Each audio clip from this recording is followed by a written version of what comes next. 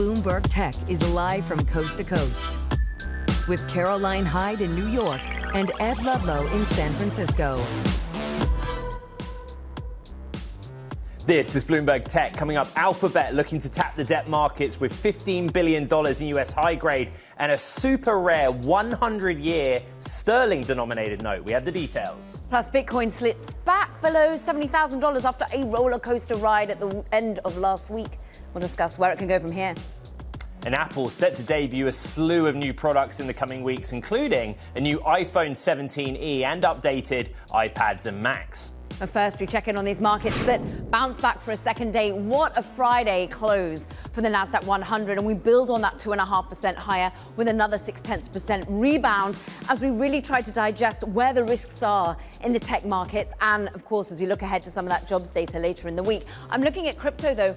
Roller coaster if you were trading it this weekend. We're back below 70,000, having eclipsed it for a moment on the weekend trading, Ed. We'll dig into that a little bit later, but you're looking at the equity side of the equation and debt. Yeah, Alphabet, but actually I'm going to do something a little unusual and go to the corporate debt and bond market. Really interesting. Alphabet looking to raise $15 billion from a US high-grade dollar bond sale. Bloomberg reporting that, citing sources. But also going to the banks for a mandate, maybe to look at Swiss franc denominated, and then a super rare 100-year note, sterling denominated. British pound. We haven't seen a 100-year note since like dot-com era, late 90s. But the bigger picture is pretty clear, right, Caro, that we've seen big tech companies use debt markets to fund what's happening in capital expenditures. A lot more to discuss. And a lot more bond sales probably to be digesting. Let's do it all with Robert Schiffman from Bloomberg Intelligence. We knew they had to finance the extraordinary amounts of AI capital expenditure. Is there enough demand to support these mega bond sales? Yeah, I think, listen, let's start from the beginning. Do they actually need any money? My answer is no. I think they're borrowing money because they can, because it's super cheap, and that there's a concept that demand for not just AI, but bonds are so insatiable that they can go out and do a 100-year maturity. So yeah, there's tons of demand. If Oracle is able to build a $130 billion book, yes, Google can build whatever book it wants. This is why going back to basics is probably a good place to start. I agree with you. People would say, well, why is debt a good idea? You know, they look at some of the Mag 7 names and the cash on their balance sheet and say, you know, why is that a useful mechanism for them? Yeah, well, this is what they taught me in math camp. The weighted average cost of debt capital for all these names, whether it's Meta, Alphabet, Microsoft, Apple, Amazon, is effectively zero. Why do you have AA and AAA balance sheets if you're not going to use them? I think this is extraordinarily visionary. You know, these companies have been prepping for years for greater investment opportunities, and now they finally see it. I think it's just such a bullish sign for this market. And from, again, the bondholder perspective, this is not equity holders being wary about multiples. Bondholders, I don't think, are going to be able to get enough, and they're going to be able to do it along every single part of the curve. And like you said, this isn't just going to be dollars. They're going to the Swiss franc market, the pound market. I wouldn't be shocked if they went back to the euro market or even to issue yen. I think there's going to be demand all over the globe for high-quality Mount Rushmore-style credits like this. I want to go to whatever math camp you were going to, where you're talking about Swiss yen, sterling-denominated corporate debt.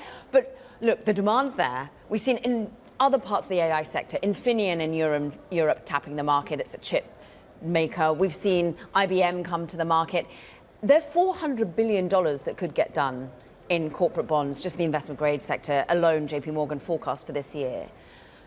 How do you think steady it will be for the year? Or do you think we're going to be front-loading this? Are we awaiting Amazon to come straight out the gates, given you've just put out a note about their really strong fundamentals? Yeah, listen, I think this is the tip of the iceberg. I actually think Bloomberg News is underestimating how much hyperscaler spending is going to be this year. They put out a number of $650 billion just for this year alone. I think that's just the four, right? I think it's going to be closer to $750 when you include names like Oracle and CoreWeave. And if you think about cumulatively how much spending has gone up, in the beginning of last year, we estimated 2025 through 2030, we're going to see $2 trillion of cumulative spending. We brought that number to $3 trillion in the middle of the year, and now we're up above $4 trillion. So these numbers are astronomical. What do you do on the back end of that? You're going to see a lot of bond deals. Why not borrow when your cost of capital is so low. So I think you're going to see Amazon, you're going to see Microsoft, and even though Apple is not in this hyperscaler game, you're going to see them come back as well. Robert Schiffman on the corporate credit watch. Math Camp, Bloomberg Intelligence CV, love it. Another mover today is Oracle. Shares were on a bit of a tear. This comes after a tear, up 9%. This comes after D.A. Davidson released a note saying improvements from OpenAI would lift the shares of public companies in the ChatGPT maker's orbit, particularly Oracle. Let's bring in D.A. Davidson Managing Director Gil Luria. We're just showing the kind of top line of your research, and clearly, you know, there's some read-through, right, in the move we've seen in Oracle this morning. Why is Oracle such a key beneficiary if OpenAI is basically able to monetize better, offer more products, and particularly strengthen its enterprise business?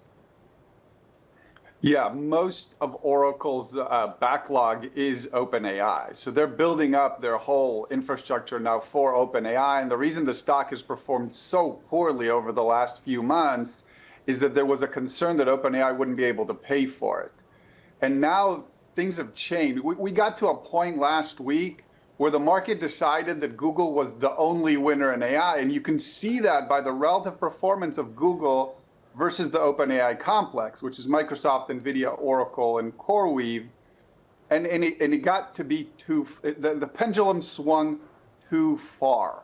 What's happened is OpenAI has now become more focused on ChatGPT. It's going to start monetizing more through ads.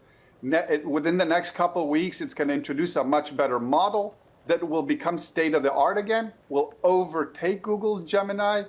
And importantly, because it now looks like Google is going to win, that created a panic at Microsoft, Amazon, and NVIDIA, who are now going to invest $100 billion in OpenAI so they can keep a counterbalance to Google.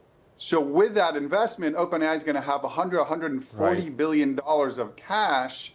They'll be able to pay Microsoft, and then they'll have money to pay Oracle, which again has the biggest exposure to OpenAI. That's why we're upgrading today. Okay, I appreciate that math on what's changed about the situation with OpenAI being good for it. You know, that's been a question for a long time. You just heard Bloomberg Intelligence's Robert Schiffman, right? Oracle has been at the heart of this question on debt versus payoff. They've had a lot of demand when they've gone to the market, but we are worried, right? They've swung to negative free cash flow. They are taking on a lot of burden. You seem sanguine about that. It's still risky. To be clear, Oracle really painted themselves in a corner when they took on this much business from OpenAI. And there were two risks. One is, would Oracle be able to get the capital to start the build out? And the second risk was, would OpenAI have the capital and the wherewithal to pay Oracle for those services? It now looks like Oracle will be successful in the fundraise. It'll stretch them, but it looks like they'll be successful. And now it looks like OpenAI will also be successful in their own fundraise, so they'll be able to pay for it. So those two risks that we've had up until really a few weeks ago, up until a couple of weeks ago really, are now look like they're going to go away, and Oracle will be able to build the facilities and OpenAI will be able to pay for them. Who else benefits in this scenario? Because I'm seeing notes out today saying, actually, they don't like NVIDIA. They don't like AMD. I'm talking about Lynx equities, for example, because they are worried that OpenAI isn't going to be there with a better update, with enough conviction to be able to be purchasing the chips that go inside the Oracle data center, Gil. Well, so now it looks like OpenAI will remain in the race for at least the foreseeable future. And the two biggest beneficiaries by far are Microsoft and NVIDIA. Right? Oracle is a marginal play on OpenAI because of how much of it is of their exposure. But really, if you look at the stock performance of Google versus NVIDIA and Microsoft, that diversion over the last few months is a result of the market deciding Google's won and OpenAI's lost. That is not the case. The race is still on, which means that OpenAI will spend the $250 billion on Microsoft, which now has by far the biggest backlog in AI compute. And then Microsoft, Amazon, Google, and others will turn around and spend that on NVIDIA chips. And so we have NVIDIA and Microsoft with the best business they've ever had. For Microsoft, maybe in 25 years, for NVIDIA forever. They're both trading in the low 20s on earnings, which are historically low multiples. So it's a historic opportunity in NVIDIA and Microsoft precisely because OpenAI will stay in the race. What's interesting, Gil, is though that we've heard a lot about the potential of OpenAI having their own chips. Why not more of a Broadcom win? Why do they even stick with NVIDIA here? Everybody still needs NVIDIA. All this AI compute will overwhelmingly be built on NVIDIA chips. There will be some other chips because all these customers of NVIDIA want desperately to diversify, but they can't do it right now because they're building out their capacity so quickly. NVIDIA has the best chip, has the capacity, it works, it's available.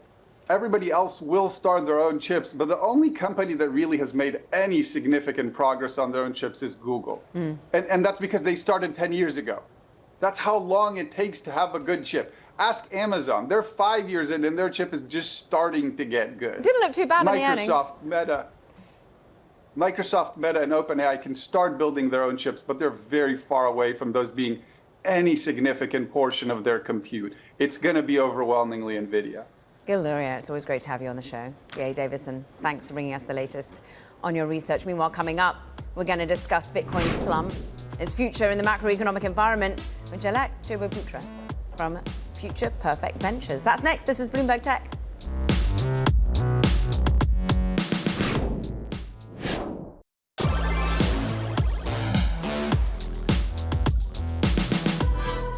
Bitcoin, well, it slipped back below 70,000, as you can see on the day, following a pretty roller coaster ride at the end of last week. A slump from a peak of $126,000 in October last year, remember, which comes in spite of crypto-friendly White House, surging institutional adoption. Let's just set the scene with Bloomberg's cross-asset reporter Isabel Lee.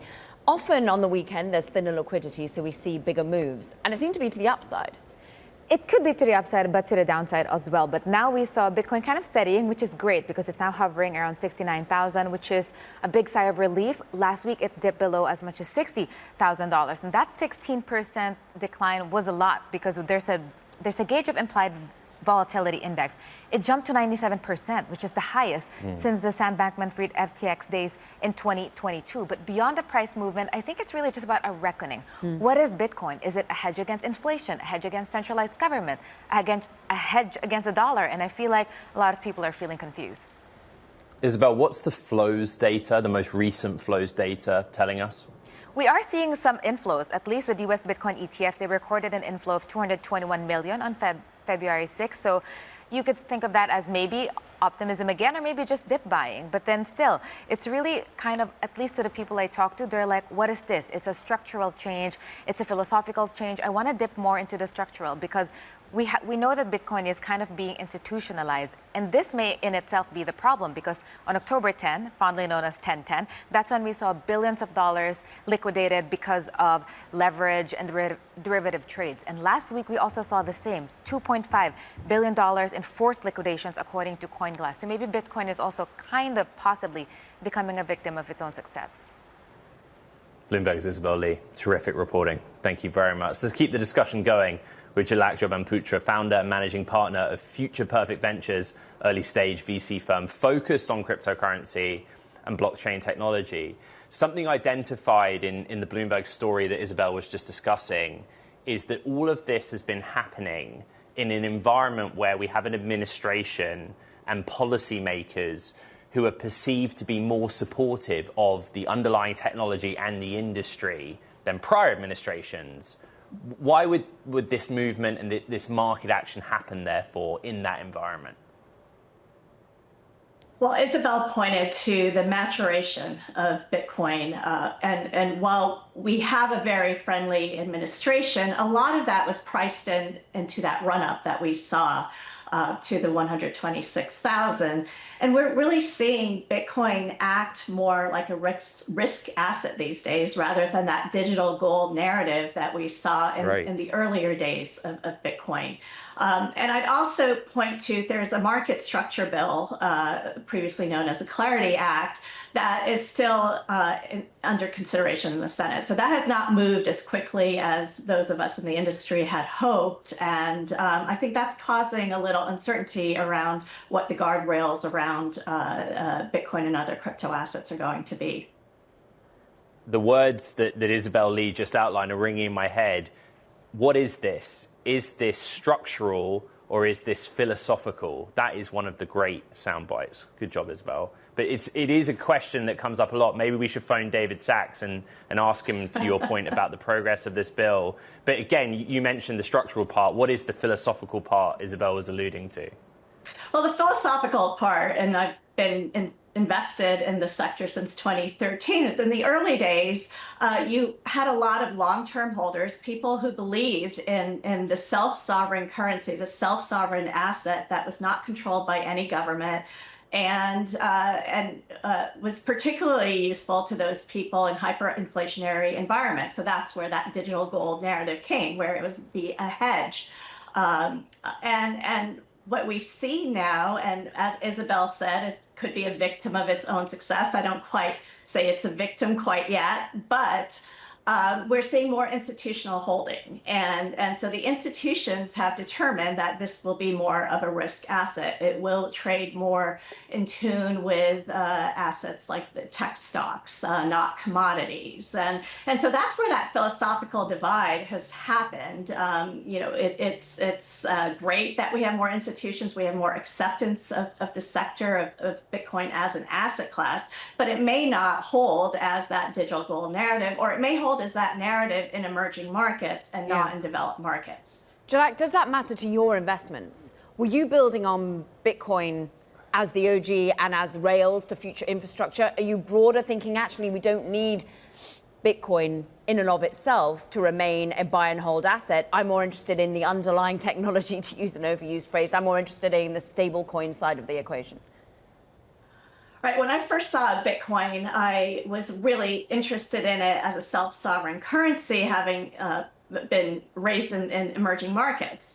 However, I was even more excited by blockchain technology. So this concept of having data or assets on chain that could create more efficiency in the trading of data. So if we're going to step away and look at AI, and we look at AI agents, and for them to communicate and transact with each other, it's much more efficient if they can do it in an on-chain environment. Now that's much further in the future. We're starting to see tokenized securities. We're starting to see real-world assets, so private credit going on-chain. We're seeing money market funds go on-chain. And we're going to continue to see already regulated assets moving on-chain. ICE from the New York Stock Exchange has talked about their initiatives around tokenized equities. So that's all happening regardless of what happens to the Bitcoin price. So we're really seeing the financial infrastructure being rebuilt by blockchain technology, which also powers Bitcoin. I don't think either is going away. I think we just have to separate the two. And of note, stable coins, which are run on chain, those were regulated by the Genius Act, which passed last year. And then we've seen a proliferation of activity in that sector because of that regulation. Do you continue to call yourself a crypto first VC briefly, or do you become an AI VC? Well, our thesis has always been around the intersection of blockchain, crypto assets, and AI forming the basis of the next internet. And we've seen the development of these different areas at different times. I think they're all very important to our future. I think that crypto side may take a bit longer to really, form or validate itself in that narrative. Jalak Jobanputra of Future Perfect Ventures, we appreciate it. Thank you. Now coming up, Apple prepares for an update to its iPhone, its iPads, its Macs. More on that next. This is Bloomberg Tech.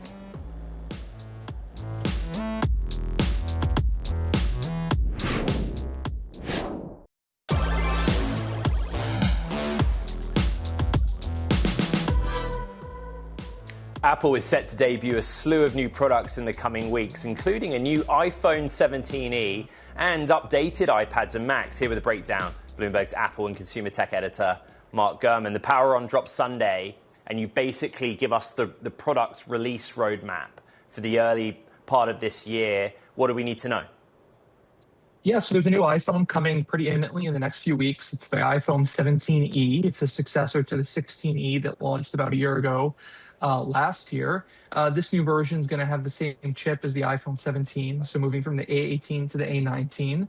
And it addresses one of the quirks of the first model, which was the lack of MagSafe, which means no magnetic wireless charging within Apple's MagSafe ecosystem. So that's coming as well. Also an updated in-house modem and updated in-house wireless chip to match the iPhone Air from September. You're also going to see some new iPads in the next month or so. That includes a new version of the iPad Air with the M4 chip, so a bit of a faster processor there, matching the iPad Pro SKU from 2024. And then you're also going to see a new entry-level iPad moving to the A18 chip. Now, why is that significant? It'll be the first iPad from the entry-level batch to support Apple Intelligence. And you're also going to see new high-end MacBook Pros and MacBook Airs in the coming month as well. So a lot to like if you're into new low-end iPhones, iPads, as well as MacBooks. So who's into it, Mark? On that note, I can see a lower price point being attractive, but it's interesting that you are pushing forward the view that enterprises might well be interested. Yeah, two tentpoles this year for Apple, education and enterprise. Apple is, I would say, tripling down on moving units into both of those segments. They have a lot of the consumers already. They're trying to break into other areas that they've struggled to break into in the past. And all of these products have price points and feature sets that are going to be heavily applicable to business use cases and bulk purchases. Also a low-cost MacBook with an iPhone chip coming as well. This will be sub $800. So this is going to be pretty fancy and compelling for both those segments as well. Mark, I'm running a 2019-2020 Mac Air with an M1 chip. Just on the Mac part, like Time why to would upgrade. I want to update? Right, time to upgrade. You have 30 seconds. Why? Well, because your laptop is 7 years old. Time to get a new one. But no, in reality is that the chips have the chips have gotten much more advanced. They have AI capabilities now. Better graphics processor. So if you're on an M1 machine or an Intel machine, definitely think about getting something new. I'm on an M1 myself, and I'm looking forward to the touchscreen MacBook Pro overhaul coming in the fall. So that'll be pretty nifty as well. Get on it, Ed. Bloomberg's Mark Gurman. So great to have you on. Thank you very much indeed. Now, coming up, investors look beyond the AI data center play. Apparently, Carol Schleif of BMO Private Wealth joins us to see how she's looking past them. This is Bloomberg Tech.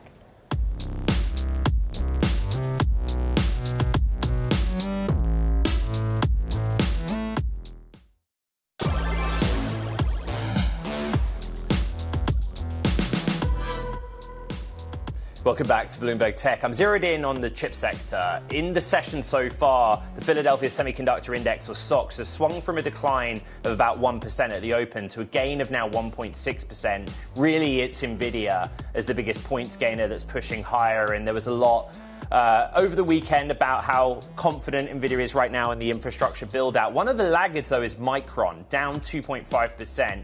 There was a report over the weekend, we'll bring you the details later in the show, that Samsung, its rival in high bandwidth memory, is going to start shipping latest gen to Nvidia this month. Our own colleagues at Bloomberg Intelligence have weighed in this morning saying that actually what's going on with Micron and high bandwidth latest generation 4 is kind of muted, but right now that seems to be a story in the market. And again, bring you those deets a little bit later in the program, Karen. Yeah, you're looking at the hardware. Let's go more broad and look at software and all parts of big tech, the movers therein. Bloomberg TV markets correspondent Nora Melinda is with us. Nora, take us away, because it was a volatile previous week. How's this week started? Last week was quite the week. I mean, we're looking at this week, we're seeing the NASDAQ 100 rebounding for a second day in a row. We're also seeing a lot of those software stocks rebounding. I'm taking a look at AppLovin. We've got Palantir in focus, Microsoft. As I'm speaking to my sources, we're hearing that people are really trying to buy the dip. They're really trying to figure out where the risks are in this market and figure out where to best position themselves now. So we are seeing AppLovin in particular. We did see that Citi did mention that their e-commerce clients are up about 3% from the prior week. So that, of course, is also buoying the shares in particular. But we really are seeing these stocks trying to chart a turnaround story here, as a lot of people are trying to figure out which stocks maybe perhaps have the least exposure to some of these risks that we've really been seeing laid out last week. And people are really seeing Microsoft, for instance, if we think about them as a potential bellwether in this space, it really shows that this rally isn't necessarily just exclusive to software stocks, but really just a broad-based rebound for all of tech. Nora, Melinda, with the markets wrap, Microsoft up 3%. I don't know, like I'm kind of think that the anxiety that I was so zeroed in on at the end of last week faded with the Super Bowl. The technology story is broadening, expanding past just AI and data centers. In a recent note, Carol Schleif, chief market strategist at BMO Private Wealth, writes that the real focus is shifting to who's using the technology and how it's being applied. She adds that rising M&A activity, IPOs, and ongoing innovation could help fuel continued interest and momentum in the year ahead. Carol joins us now. I want to start with the shift part, and we'll get to IPOs because, of course, it's been a big story for us here on the show. What is it that you're seeing in a shift? You're seeing the psychology of the market shift, you're seeing the attention of the market shift, or you're seeing people's understanding shift? Which is it?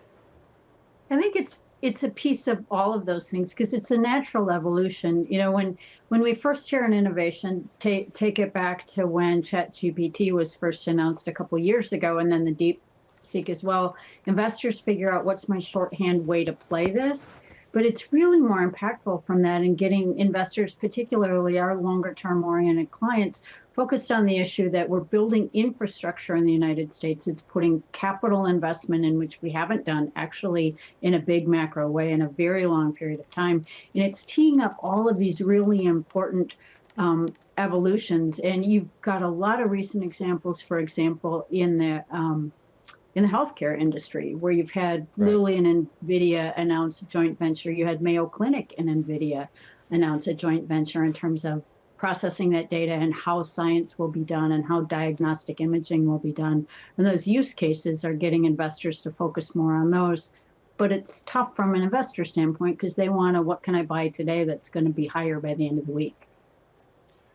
Carol, you heard Bloomberg's Nora Melinda kind of outline the events of the last 5 days. You know, Friday, we always say like one session a market does not make, but clearly there are some deep-rooted concerns that corners of the technology industry, i.e. kind of like legacy software, are at severe risk here. Does your research reflect that as well? I think the issue is it's also important to remember from a use case scenario, it's not like big corporations or even medium-sized corporations can ditch the software they had. People aren't going to give up their client service processing or their routines. It takes a while to get that stuff iterated in. And I heard one of our analysts this morning just talking about it's not like someone sitting at the kitchen table is going to replace a lot of that macro software that we've been using. But a repricing of do you discount the kinds of growth rates they've seen for 30 years or is it 5 or 10 years?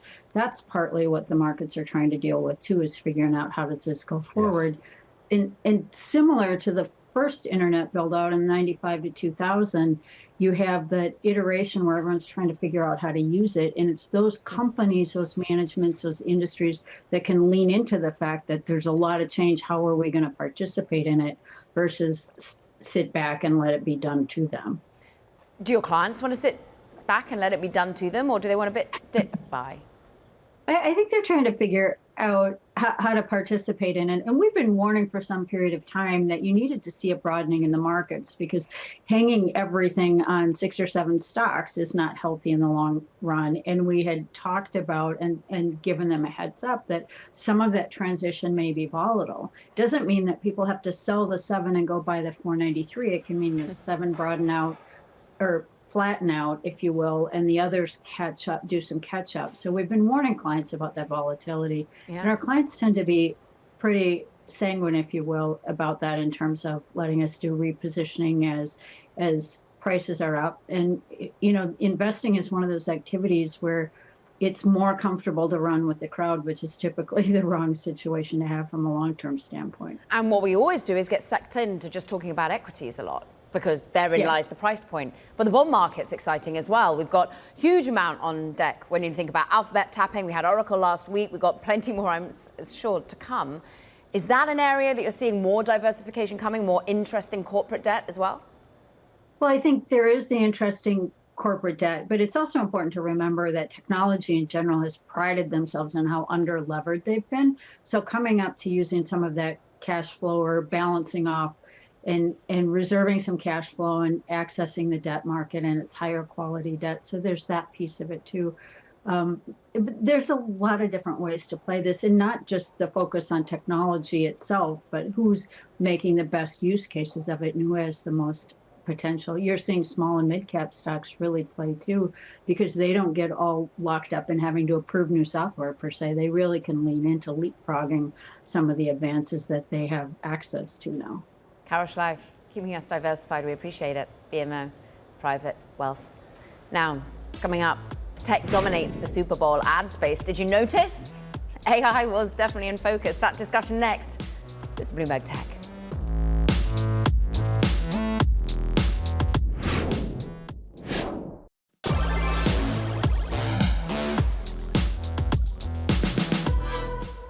An Australian AI startup backed by NVIDIA just secured a $10 billion loan from a group that includes Blackstone-led funds to boost its data center rollout. Now, it's one of the country's largest private credit financings. Called Firmus Technologies, the startup plans to construct data centers with a combined capacity of up to 1.6 gigawatts across Australia by 2028, Ed. Okay, to the private markets. Anthropic is finalizing the details of a funding round of more than $20 billion, which would nearly double its valuation to $350 billion. Let's get the details. Bloomberg's venture capital reporter, Natasha Mascarenhas, here in SF. This is something we broke just before the weekend, chased over the weekend, and we think it's coming this week, right? Where are they at? Yeah, I mean, exactly a month ago, Anthropic came out of the gate targeting around 10 billion. Now we're seeing that amount could go even higher than 20 billion. And this is not just a funding round that's going to include money from NVIDIA and Microsoft, although they are expecting to put up to 15 billion into the company. This is a round where traditional investors are actually putting in new money into the deal as well. We're thinking Menlo, Lightspeed, Altimeter, Sequoia. It runs the gamut. It's interesting that you didn't mention there the typical crossover funds as well, Natasha, and we are all bracing for Anthropic and indeed key rival OpenAI to be tapping the public market at some point this year. Exactly. It's actually a fascinating example of how investors are thinking about a company, two companies really, to your point, and investing in them before that initial public debut. So this time we're also seeing Anthropic line up investors for an employee tender, which will give employees a chance to liquidate some of their equity holdings and again, cash out before a future public offering. Natasha Mascarenhas, it's got to be a busy week for you. We so appreciate you starting it with us. Meanwhile, it was busy with this year's Super Bowl ads, leaned heavily into AI, of course, with tech companies using the big stage to showcase their latest tools and ideas. Now, according to analytics firm EDO, AI.com led the pack in consumer engagement, generating roughly 9.1 times the interaction of a median Super Bowl ad. Joining us now to break it all down is Kevin Krim, who's president and CEO of EDO. What's more bird's eye perspective is that tech dominated just the ad spend, the ad that were out there. It was the tech Super Bowl, Natasha. Caroline. It was absolutely groundbreaking to see more AI product ads than there were combined automotive and beer ads, the stalwarts of your typical Super Bowl. AI.com gains traction. Why? Because no one understands what it actually is. I mean, we now all peel back the onion and understand it's the guy who made his money in crypto.com has bought this very expensive website and now wanting us to all put our details into it and have an AI agent of the future. But what was the recipe for getting us to convert? Well, there's this heated rivalry going on between Anthropic and OpenAI, and then suddenly this dark horse, AI.com, that no one had heard of, comes in and is trolling both of them, along with Mark Zuckerberg, mentioning all these folks by name. And what you've got is that perfect formula of introducing something totally new to people, but it's completely on trend. This was the AI Super Bowl. And so it surprised people. It caught people's eye, and they crashed the website. It was down for many minutes after that ad aired, and finally came back online. But what I think you saw just writ large was two things going on in the Super Bowl. And we at EDO, we're measuring the outcomes generated by these ads. And you saw people either engaging with new technology that could change their lives, whether it was AI or healthcare. There was a lot of pharma and diagnostic tests being promoted that all did well, and or you saw people going back to the tried and true nostalgia, heartwarming, celebrity-driven pieces. Those were the things that worked. What's so interesting about the technology piece of this is what was being advertised, right? So there's a lot on social media about the who's who of tech being in attendance at the Super Bowl or talking up their own ads. There were also some fake ads. But my main point, Kevin, these are like enterprise-facing things, B2B. When you measure the engagement or outcomes, like how can we gauge if these were successful pieces of business at the enterprise level that those companies put in place?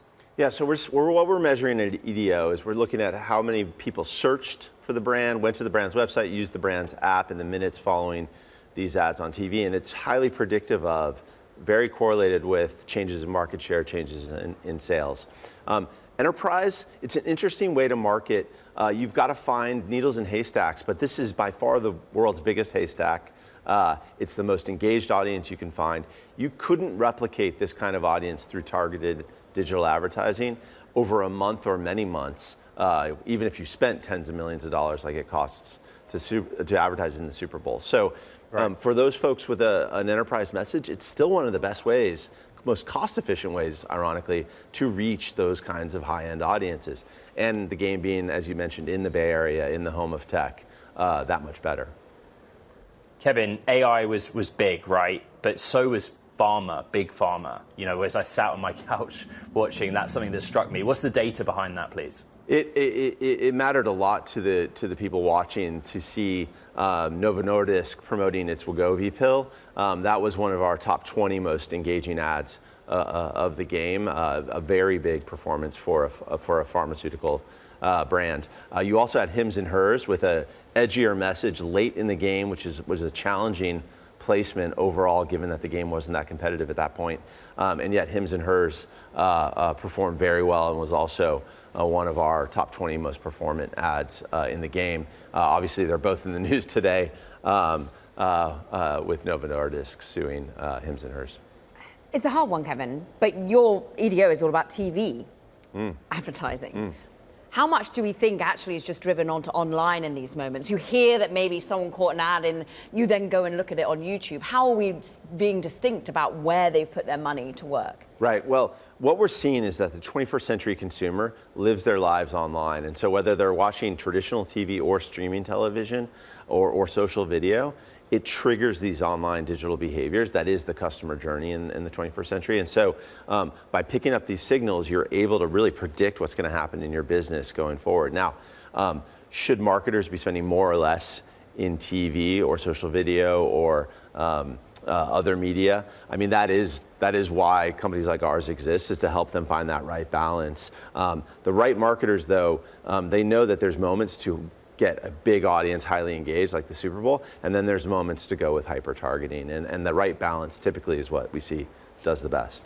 But they also know probably, and why we see nostalgia, why we see Ben Affleck, why we see, you know, the idea of Gen X and millennial viewers. Is that basically what the Super Bowl is? It's targeting like the 40-year-olds or something? What it really shows is that boomers, they're out of the sweet spot of economic power. It's Gen Xers and Gen Y, those kind of younger Gen Xers like me, the aging millennials who are right behind me. We're in the sweet spot of economic power, and marketers know that, and so they're talking to us. The nostalgia that was quite effective in this game, it was all about late 80s to early 2000s. Jurassic Park, all the Backstreet Boys twice. You had that kind of effect. We had Bon Jovi several times. Green Day kicked off the game. It was targeted at us. The one thing that a lot of people struggle to understand is with some of the bigger ads from some of the bigger technology companies, a lot of them were released in advance of the Super Bowl, right? They're posted wherever they're posted. What's the strategy behind that? There's a lot of debate about what the right release strategy is. We find that any one of them can work, but surprises tend to do the best if you're introducing a new product. Teases of a fun idea where you're building on the idea on social but leading to a real unveil at the Super Bowl, that's also quite effective. Less effective is just put it all out there a week ahead of time and then expect a pop at the Super Bowl. It tends to not work as well that way. Kevin Krim, CEO of EDO, and a long time ago also, I should say, was Global Head of Digital at Bloomberg. Thank you very much. Now, coming up, Workday's co-founder comes back for the top job at the company, effective immediately. We'll have that surprise news next. This is Bloomberg Tech.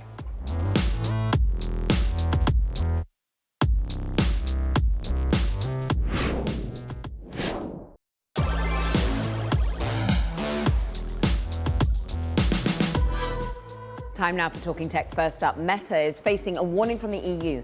Now, the social media giant is under scrutiny over policies that restrict the use of rival AI assistants on WhatsApp.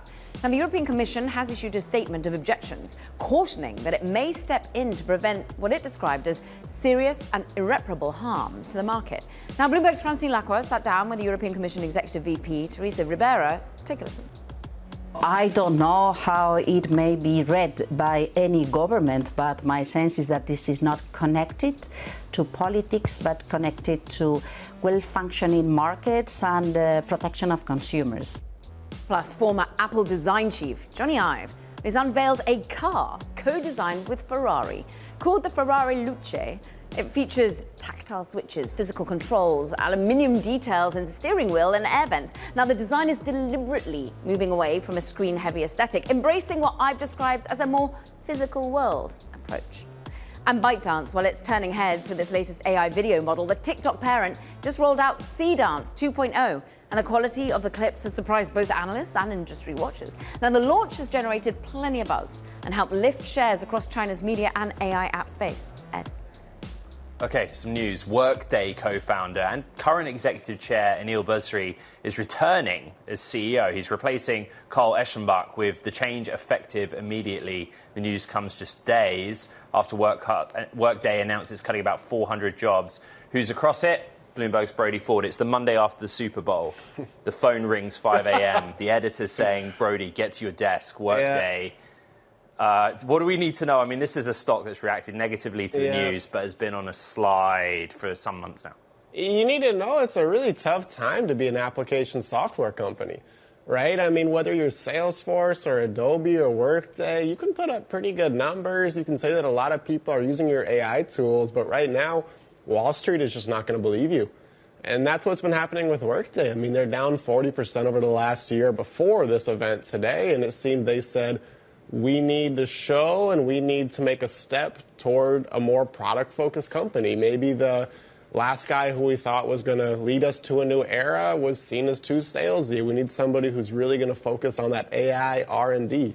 And so is it right to go back to the co-founder, Brody? How does the market interpret that?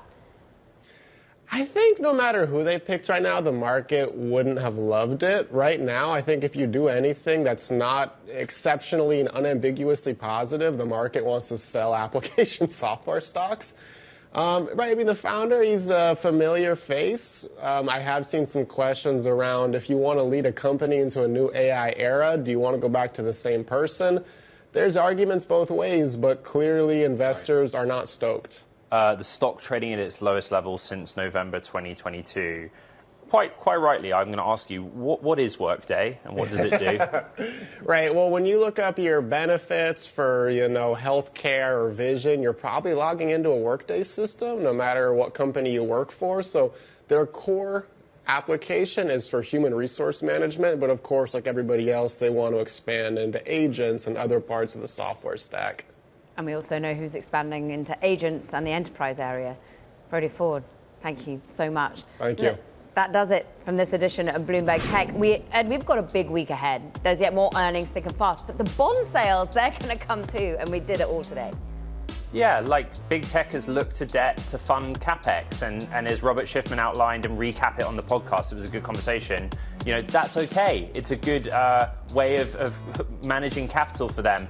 Do recap the podcast. You know where to find it. It's on the Bloomberg terminal. It's online. It's on Apple, Spotify, and iHeart. From San Francisco and from New York, this is Bloomberg Tech.